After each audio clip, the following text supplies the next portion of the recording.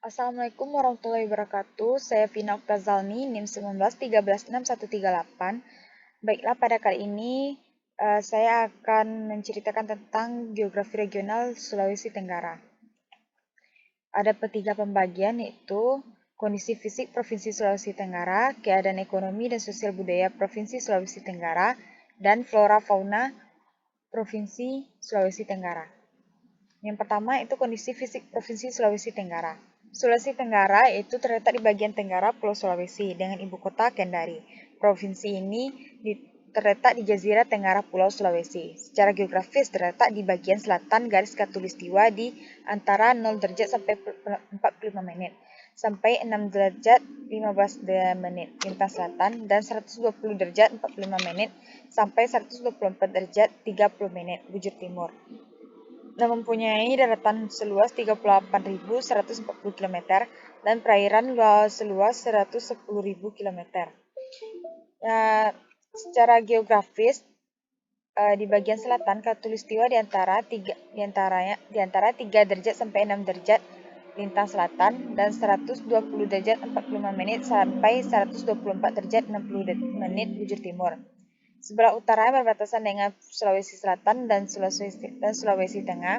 Sebelah timur berbatasan dengan Provinsi Maluku dan Laut Banda. Sebelah selatan berbatasan dengan Provinsi NTT, Laut Flores. Sebelah barat berbatasan dengan Sulawesi Selatan dan Teluk Bone.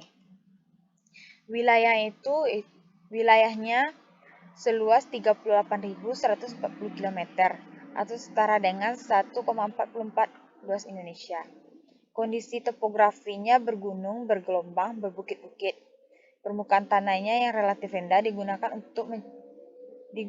untuk usaha mencapai luas 1.868.860 hektar. Nah, morfologi ditinjau dari morfologi, Sulawesi Tenggara merupakan gugusan daratan Jazirah Sulawesi Tenggara, Pulau Buton, Pulau Muna, dan Pulau Kubaina. Dan bentuk lahannya di sini yaitu dibedakan dalam 7 bentuk lahan utama, yaitu aluvial, daratan pantai, dan daratan piedmont, teras marin, coral reef yang terangkat dari perbukitan dan pegunungan.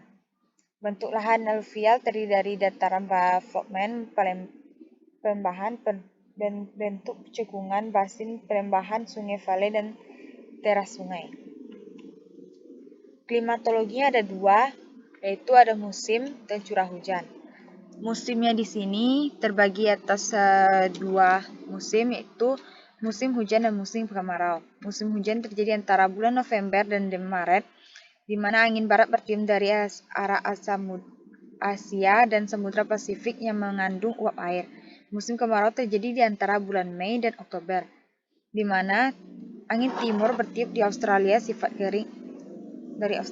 Sifatnya kering dan kurang mengandung uap air. Dan khusus untuk bulan April, cuacanya itu dikenal sebagai musim pancaroba.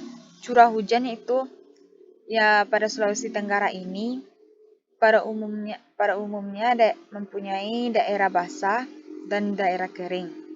Daerah basah curah hujan lebih dari 22.000 mm per tahun, sedangkan yang mempunyai yang daerah kering, semi kering mempunyai curah hujan yang kurang dari 2.000 mm per tahun. Dan suhu udara, tinggi rendah suhu udara pada suatu tempat antara lain dipengaruhi oleh posisi ketinggian tempat tersebut dari permukaan laut. Semakin tinggi posisi suatu daerah di permukaan laut akan semakin rendah suhu udara dan sebaliknya. Hidrologinya itu seperti Sungai Konaweha yang terletak di Kabupaten Kendari memiliki debit air lebih dari 200 mili per kubik per detik, dengan bendungan Wakatobi yang mampu mengairi persawahan di daerah Kabupaten Kendari yang seluas 1.860 hektar. Nah, di oceanografi ini, luas perairan Sulawesi Tenggara diperkirakan mencapai 110.000 km atau setara dengan 11 juta hektar. Provinsi Sulawesi Tenggara memiliki wilayah perairan yang potensial untuk pengembangan usaha perikanan dan pengembangan wisata bahari, karena di samping memiliki bermacam-macam hasil ikan, juga memiliki panorama laut yang sangat indah. Geologinya yaitu terdiri atas lahan yang seluas 227,654 km, terutama dari 4 semenanjung panjang. Geologi Sulawesi Tenggara ini sangat labil karena dia lintasi patahan kerak bumi lempeng Pasifik yang merupakan titik tumbukan antara lempeng Asia dan lempeng Australia dan lempeng Pasifik. Dan selanjutnya keadaan ekonomi dan sosial budaya Provinsi Sulawesi Tenggara. Ekonominya itu yang terbesar penduduk Sulawesi Tenggara ada pertanian meliputi kakao, kacang mede, kelapa, cengkeh, kopi, pinang, lada, dan vanili. Kehutanannya meliputi kayu gelondongan, kayu gergajian, perikanan meliputi perikanan darat dan perikanan laut. Peternakannya meliputi sapi, kerbau, dan kambing dan pertambangannya meliputi aspal, nikel, emas, marmer, batu setengah permata, oniks, batu gamping, dan tanah liat. Sosial budaya itu untuk mengatur hubungan sosial budaya, masyarakat berlaku hukum adat senantiasa yang berlaku. Jenis-jenis hukum adat tersebut antara lain adalah hukum tanah, hukum pergaulan masyarakat, hukum perkawinan, dan hukum waris. Provinsi Sulawesi Tenggara memiliki berbagai jenis kesenian yang potensial sehingga memperkaya khazanah kebudayaan Indonesia. Nah, di sini ada pembagian dari Sulawesi Tenggara dihuni oleh beberapa etnis, yaitu suku Tolaki 36%, suku Buton 26%, suku Muna 19%, suku Moronene 10%, suku Wawoni 9%, suku Bajau, suku Kabaena. Bahasa daerah yang terdapat di Sulawesi Tenggara ini cukup banyak, berikut daftarnya. Yaitu ada bahasa Indonesia, Tolaki, Moronene, Cia-Cia, Wolio, Muna, Kalisusu, Bajo, Wakatobi, Culambacu.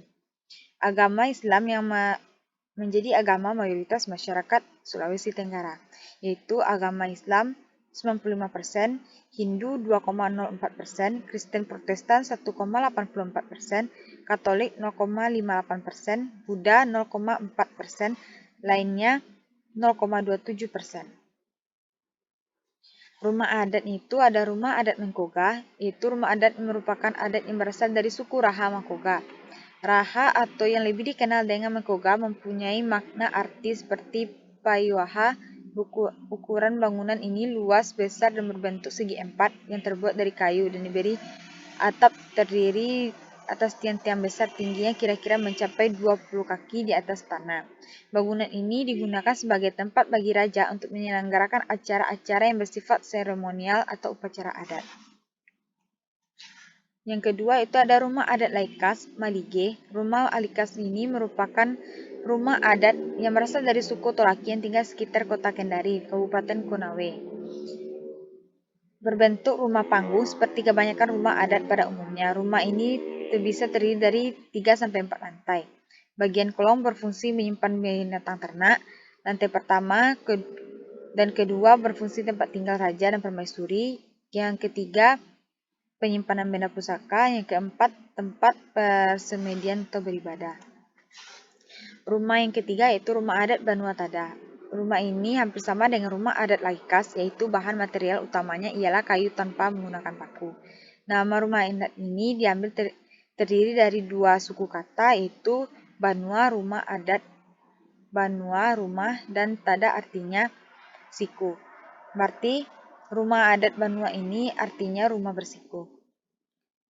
Rumah Banua adat ini terbagi atas 3 jenis, yaitu Kamali Amalige, yaitu rumah atau istana yang tempat tinggal bagi raja dan serta keluarganya. Banua Tada Tare Pata Pale, yaitu rumah siku bertiang 4, tempat tinggal dengan pejabat pegawai istana. Banua Tada Tapa Tere Talu Pale, yaitu rumah siku bertiang 3 untuk tempat tinggal orang biasa. Pakaian adatnya itu ada pakaian adat suku Muna. Suku ini mendiami Kabupaten Muna, Sulawesi Tenggara. Pakaian ini Pada prianya memakai bajunya berlengan pendek seperti baju muda sekarang dan berwarna putih dipadukan dengan sarung, celana, dan kopiah atau ikat kepala.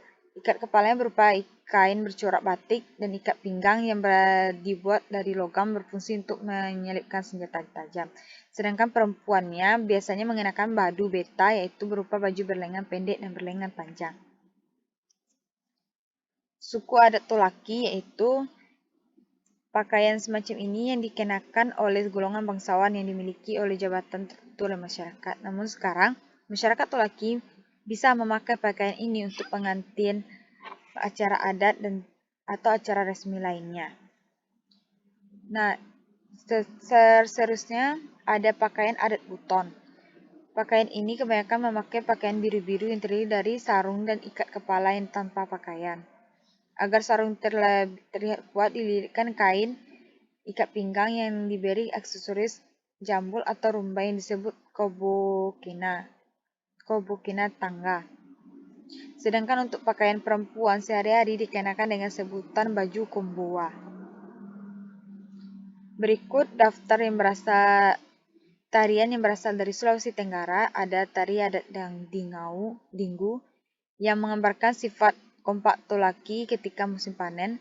Ada Womindahako dilaksanakan pada bangsawan atau anakia yang tidak semua lapisan masyarakat dapat melaksanakannya.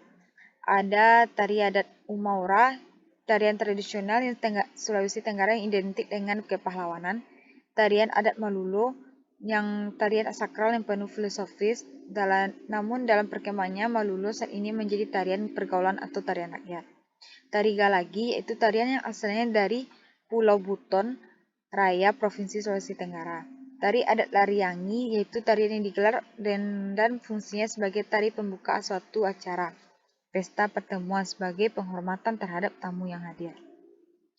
Yang di sini ada alat musiknya itu lado-lado, termasuk alat musik tradisional yang dimainkan dengan cara digesek. Dan ada lagi gambus, adalah sejenis alat musik yang petik tradisional seperti mandolin yang berasal dari Timur Tengah dan mengalami perkembangan di Sulawesi Tenggara. Yang seterusnya ada dimban ngoguna. Dimban ngoguna merupakan alat musik tradisional yang terbuat dari bambu juga rotan. Dan senjatanya ini ada beberapa, yaitu keris pusaka emas. Keris ini merupakan senjata pusaka dari raja-raja dari kerajaan Buton. Keris dan tombak Meantuu Tiworolia merupakan senjata tradisional yang sudah digunakan oleh masyarakat Indonesia sejak zaman dahulu, terkecuali masyarakat Sulawesi Tenggara, dan senjata ini merupakan peninggalan kerajaan Lia di desa Liotogo. Barang tahu itu pusaka bertua masyarakat suku Mengkoga merupakan Kabupaten Koloka, yang sekarang dipergunakan oleh masyarakat sebagai mata pencarian petani. Nah, di sini pada subtema terakhir ada pembagian flora dan fauna Provinsi Sulawesi Tenggara. Ada serat anggrek. Serat anggrek adalah salah satu tumbuhan endemik Indonesia. Tumbuhan ini menjadi flora identis Provinsi Sulawesi Tenggara. Anggrek ini termasuk dalam suku Orchidaceae. Nama ilmiah anggrek serat adalah Dendrobium utile dan sinonimnya adalah Diplocaulobium utile. Dan faunanya endemik Sulawesi Tenggara itu adalah anoa. Hewan khas Sulawesi ada 2 spesies, yaitu anoa pegunungan Bubalus guerlesi dan anoa dataran rendah Babalus depressio sicornis. Keduanya tinggal dalam hutan yang tidak terjamah oleh manusia. Penampilan mereka mirip dengan kerbau yang memiliki berat 150 sampai 300 km dan anak anoa akan dilahirkan sekali setahun. Pada masa ini diperkirakan anoa terdapat kurang dari 5.000 ekor yang masih bertahan hidup. Anoa sering diburu untuk mengambil kulitnya dan tanduknya dan dagingnya.